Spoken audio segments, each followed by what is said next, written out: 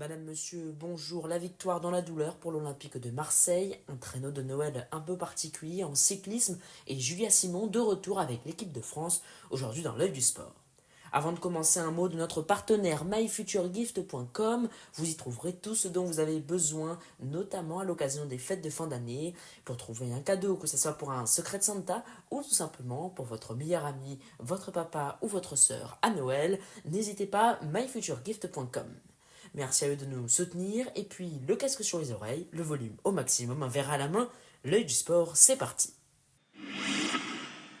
Igor Paixão, Mason Greenwood et Pierre-Emerick Aubameyang, voici les trois noms des piliers de l'Olympique de Marseille. Mardi soir, encore en Ligue des Champions, face à l'Union Saint-Gilloise, l'Olympique de Marseille s'est imposé dans la douleur, 3-2 et prend ainsi une très sérieuse option dans sa course vers les qualifications pour les barrages et le top 24. Pourtant, la soirée avait commencé de la pire des manières pour les hommes de Roberto De Zerbi, malgré des choix très forts de la part de l'Italien, avec notamment la titularisation d'Emerson et de Murillo à la place de Pavard et Balerdi. La défense marseillaise a été rapidement débordée dès la 5e minute. Anan Kalaili profitait du mauvais marquage de Paixão pour décocher une frappe limpide et ouvrir le score.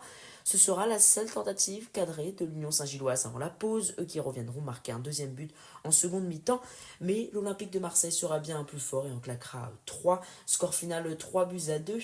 À noter un hors-jeu très limite. Le but de l'Union Saint-Gilloise a été refusé, mais de très nombreuses contestations, notamment du côté belge, concernant ce but qui aurait pu changer le cours du match et donner la victoire ou au moins le match nul à l'équipe belge. L'AS Monaco de son côté avait besoin de se relancer après la défaite 1-0 vendredi dernier en Ligue 1 face à Brest.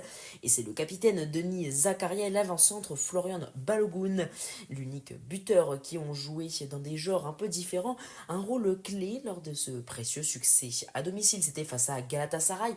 L'AS Monaco remonte donc au classement avant des derniers matchs compliqués, notamment le Real Madrid le 20 janvier, mais également la Juventus de Turin le 28 du premier mois de l'année. Également l'AS Monaco qui peut encore croire à une qualification.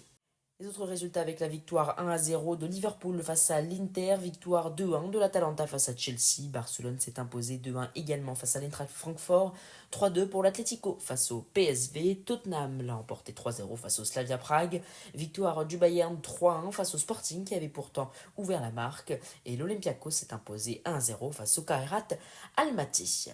Le cyclisme à présent avec l'équipe Red Bull Bora-Hansgrohe qui fait la une de l'actualité aujourd'hui. Tout d'abord parce que l'Allemand Florian Lipovic et l'Italien Giulio Pellizzari se sont engagés sur le long terme avec la formation austro-allemande, mais surtout car les coureurs de cette formation ont réussi une très belle prouesse en faisant voler un planeur à la seule force de leurs jambes.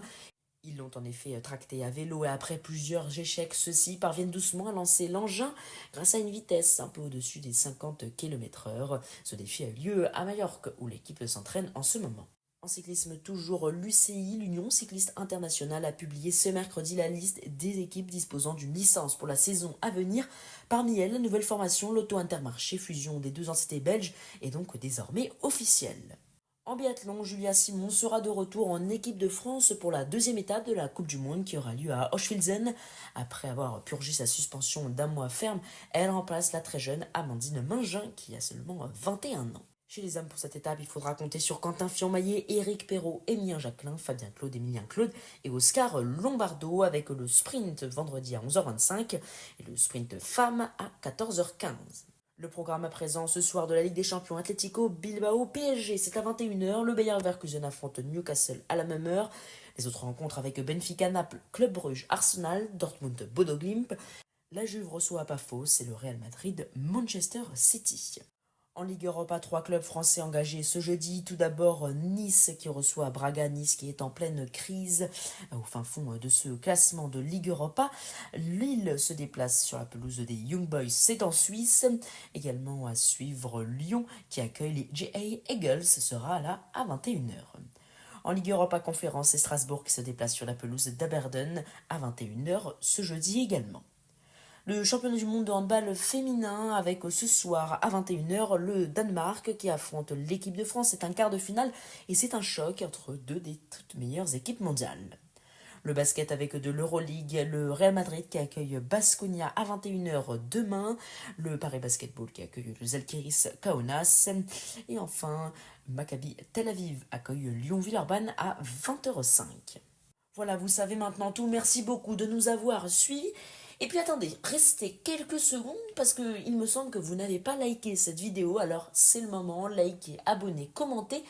Et puis surtout, partagez largement le du sport tout autour de vous. Et puis pour retrouver toutes les informations de dernière minute et des contenus exclusifs, rendez-vous sur notre page Instagram, l'œil du sport. Alors faites-nous connaître et merci beaucoup de nous suivre si régulièrement. Pour ma part, je vous dis à vendredi pour un nouveau point sur l'actualité sportive.